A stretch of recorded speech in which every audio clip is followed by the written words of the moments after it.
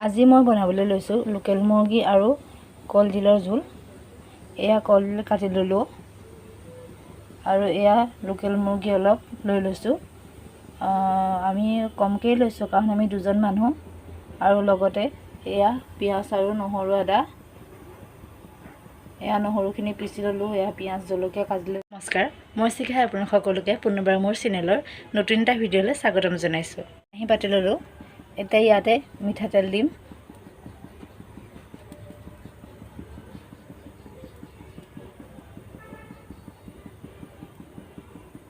মই তেল অলপহে দিছোঁ কাৰণ আমি খুবেই কম তেল ইউজ কৰোঁ। যিমানে আপোনালোকেও কম তেল ইউজ কৰিব সিমানে আপোনালোকৰ শৰীৰৰ কাৰণে ভাল। আমি খুবেই কম তেলেই ব্যৱহাৰ কৰোঁ। মোৰ মানুহজনৰ এইকেইদিন গা বেয়া আছিলে, জ্বৰ হৈছিলে পূৰা, আৰু সেইটো কাৰণে খুব দুৰ্বল হৈ গৈছিলে। ভাবিলোঁ আজি কলডিল আৰু মাংস বনাই অলপ খুৱাই দিওঁ। কলডিল আৰু লোকেল মুৰ্গী আমাৰ শৰীৰৰ কাৰণে বহুত উপকাৰী হয়। আপোনালোকৰ ঘৰত যদি কাৰোবাৰ গা বেয়া হৈ থাকে তেতিয়াহ'লে এনেকৈ বনাই খুৱাবচোন, বহুতখিনি শক্তি পাব গাত। ইয়াতে আৰু মই বেলেগ একো মছলা ব্যৱহাৰ নকৰোঁ। এয়া নিমখ লৈ লৈছোঁ, হালধি লৈ লৈছোঁ, আৰু লগতে এয়া ঘৰতেই পিচি লোৱা মছলা, জিৰা, জালুক, ধনিয়া গুটি, ৰঙা জলকীয়া, শুকান জলকীয়া, ডালচেনি, ইলাচি এনেকৈ পিচি লৈছোঁ। পাউডাৰ বনাই থৈ দিওঁ। ঘৰৰ মছলাই ব্যৱহাৰ কৰোঁ, মই একো বাহিৰা মছলা ব্যৱহাৰ নকৰোঁ। এয়া তেলখিনি উতলি গৈছে, ইয়াতে মই এতিয়া পিঁয়াজ দিম। এয়া মই পিঁয়াজ দি লৰাই লৈছোঁ। এইখিনি এতিয়া অকণমান ৰঙা হোৱালৈকে ভাজিম। তাৰপাছত মই ইয়াতে নহৰু আৰু আদা দিম।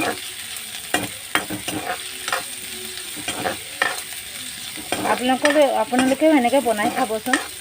যদি কাৰোবাৰ ঘৰত অসুখ হৈ থাকে এনেকৈ বনাই খুৱাবচোন। আৰু লগতে এনেও বনাই খাব পাৰে। আমি প্ৰায় এনেকৈ এনেও বনাই খাওঁ, অকল যে গা বেয়া হ'লেই বনাই খাওঁ সেইটো নহয়। আৰু খায়ো খুবেই ভাল লাগে এনেকৈ। এয়া মোৰ পিঁয়াজ ৰঙা হৈ গ'ল, লগতে মই ইয়াত পিচি থোৱা নহৰু আদাখিনি দি দিলোঁ। এতিয়া এইখিনি ভালদৰে লৰাম।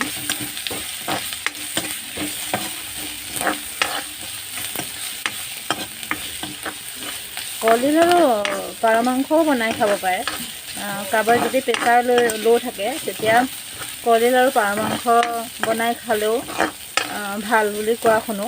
ভালো অৱশ্যে।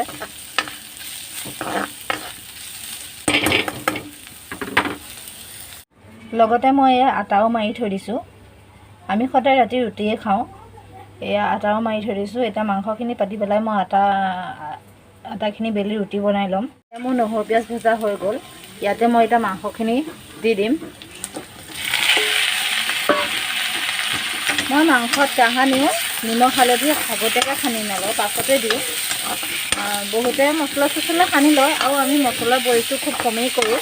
সেইটো কাৰণে নিমখ হালধিও সানি নলওঁ।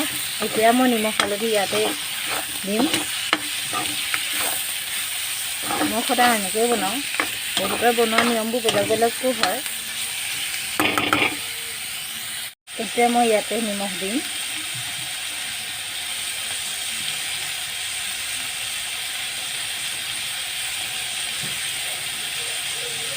আপোনালোকে নিমখৰ পৰিমাণটো নিজৰ জোখত দি ল'ব পাৰে। আমি নিমখ কমাই খাওঁ, সেইটো কাৰণে নিমখ কমাই দিছোঁ। লগতে মই এতিয়া ইয়াত দিম হালধি।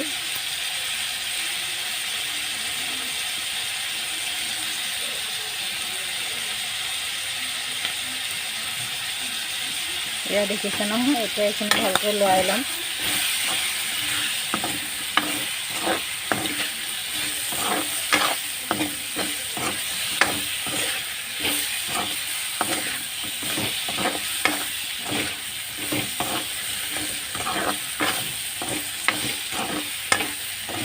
এয়া মই এইখিনি লৰাই ল'লোঁ।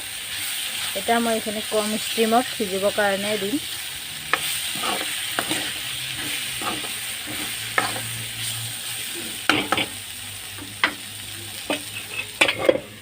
ঢাকি দিছোঁ। এয়া এতিয়া কম ষ্টিমত সিজিবৰ কাৰণে দি দিম। এতিয়া মই আটাখিনি বেলি পেলাই ৰুটিখিনি পুৰি ল'ম। কলডিলখিনি দি ল'লোঁ। এতিয়া এইখিনি অলপ দেৰি কাৰণে ভাজিম এনেকৈ।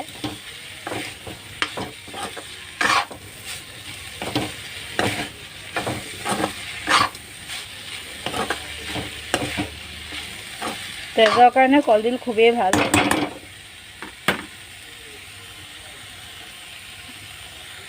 এয়া মোৰ কলডিলখিনি ভজা হৈ গৈছে। এতিয়া মই ইয়াতে দিম গৰম পানী।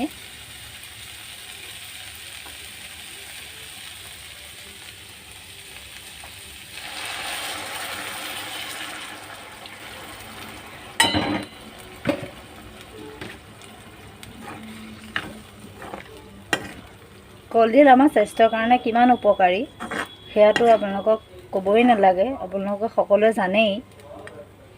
আৰু যাৰ ঘৰত পঢ়া শুনা ল'ৰা ছোৱালী আছে তেওঁলোকে লোকেল মুৰ্গীৰ চুপ বনাই দিব পাৰে, খুবেই ভাল হয়। আৰু সকলোৱে লোকেল মুৰ্গী চুপ বনাই খাব পাৰে, খুবেই ভাল হয় স্বাস্থ্যৰ কাৰণে।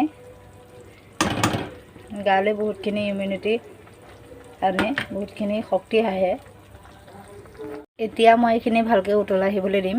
তাৰপাছত মই ইয়াতে জালুক দিম। এয়া মোৰ মাংসৰ বককৈ উতল আহিয়ে গৈছে। এনেকৈ আহিলে যেতিয়া মাংস অলৰেডি হৈয়ে গৈছে আৰু 5 মিনিটমানৰ পাছত মই এইখিনি নমাই দিম। মই ইয়াৰ ৰুটিও পুৰি আছোঁ। একেবাৰে লাষ্টত এটুকুৰা দেখিছে নহয় ডালচেনি, মই এতিয়া এইটুকুৰা দি দিম। তেতিয়া মাংসৰ সোৱাদটো বেছি ধুনীয়া হৈ আহে। এইখিনি ডালচেনি মই এতিয়া এইখিনি ইয়াতে দি দিছোঁ।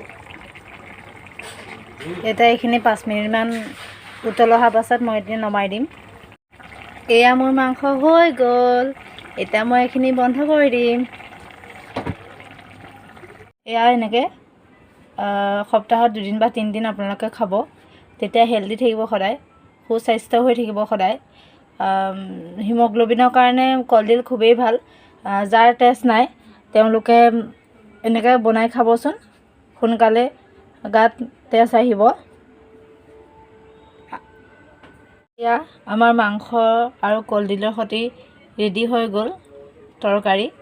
আৰু এয়া লগতে ৰুটি, এয়া লগতে এয়া বুট ভাজি আছে আৰু দালি আছে।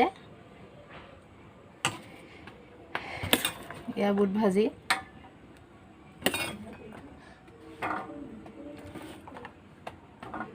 গতিকে ভিডিঅ'টো আজিলৈ ইমানেই। যদি ভিডিঅ'টো ভাল লাগিছে তেনেহ'লে লাইক, শ্বেয়াৰ, ছাবস্ক্ৰাইব কৰি দিব। ধন্যবাদ।